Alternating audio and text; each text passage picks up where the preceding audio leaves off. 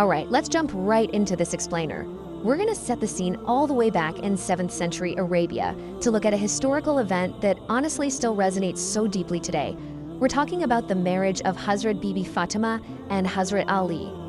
Now, the source material paints a picture of Bibi Fatimah as a figure of just immense purity and character, so much so that the Prophet Muhammad would respectfully spread his own cloak for her to sit on. So, as she reached the age of marriage, naturally, the entire city of Medina was watching. Picture this. You have the wealthiest, most prominent, and most powerful companions, the Sahaba, stepping forward to propose. And it makes sense, right? Marrying into this household was basically seen as a direct connection to paradise. But here's the fascinating part. One by one, the Prophet gently, kindly, but very firmly declined them all. But whenever people asked why these incredible, prestigious offers were getting turned down, the Prophet gave this really profound answer. He simply said he had left the decision entirely up to Allah. And it didn't take long for everyone in Medina to realize that this marriage wasn't going to be arranged through earthly politics or wealth or status.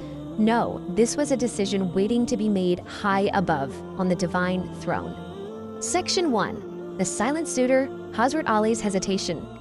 So, while the rest of Medina is buzzing with all these proposals, there's one glaring absence, Hazrat Ali. When prominent companions Hazrat Abu Bakr and Hazrat Omar went to ask him why he hadn't come forward, his response was just heartbreaking. With tears in his eyes, he admitted that while he desperately wanted to marry her, his severe poverty was holding him back. He felt like he had absolutely nothing to offer as a mahar, you know, the mandatory dowry.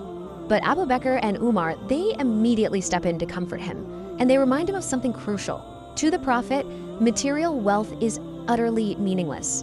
They literally compared it to flying dust and an empty balloon. They assured Ali that piety and love were what actually mattered, and they really pushed him to just go and speak to the Prophet. Section 2. The Heavenly Decree. Fueled by his friend's encouragement, Ali finally makes the journey to the Prophet's door. He knocks, and Hazrat Salma asks who's outside.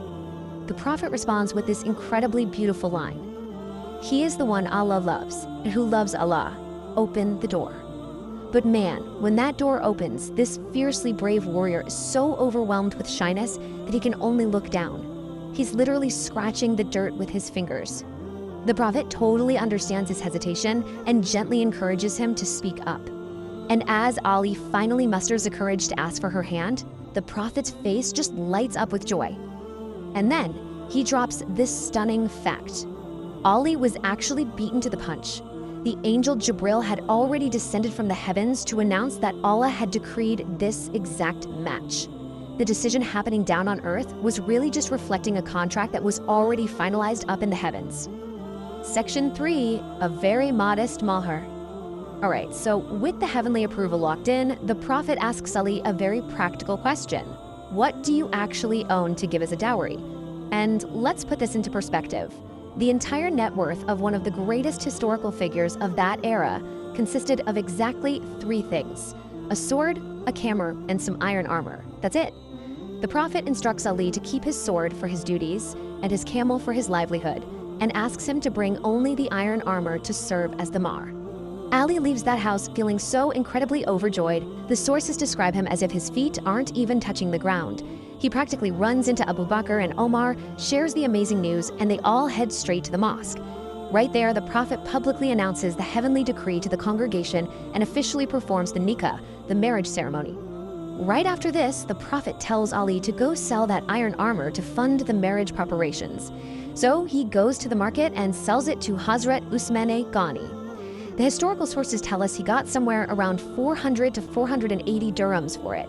And he brings every single bit of that money directly back to the Prophet. Out of those funds, the Prophet sets a little bit aside for perfume and bridal clothes, but exactly 63 dirhams are handed straight to Abu Bakr. His mission? To hit the market and buy all the basic household items needed to set up a new home for the couple. Section 4. The simple jahez, or bridal gifts. Okay, I really want you to stop and think about this list for a second, especially considering who these people were. The sheer simplicity of these bridal gifts is breathtaking. We're talking about mattresses stuffed with rough date palm bark instead of soft cotton, pillows filled with grass, a heavy stone mill for grinding grain by hand, and drinking bowls made out of simple clay. This was the entire household inventory for the daughter of the undisputed leader of Arabia. When Abu Bakr brought these incredibly modest items back, the Prophet looked at them, and tears actually began to stream down his face. Looking up at the sky, he made this beautiful, timeless prayer for the couple. He asked for blessings upon a marriage whose foundation was built on simple clay, rather than gold or silver.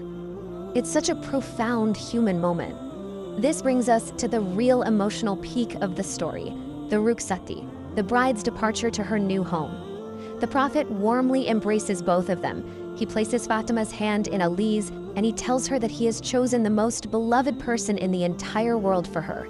It's just a beautiful, universal moment of a father saying a loving goodbye to his daughter. Section 5, the miraculous wedding feast, the walima. So the very next day is the walima, the traditional wedding feast. A companion donates just one single, very small animal for the meal. But despite having this tiny amount of food, the Prophet instructed that the entire city of Medina be invited. And this is where things get truly miraculous, according to the sources.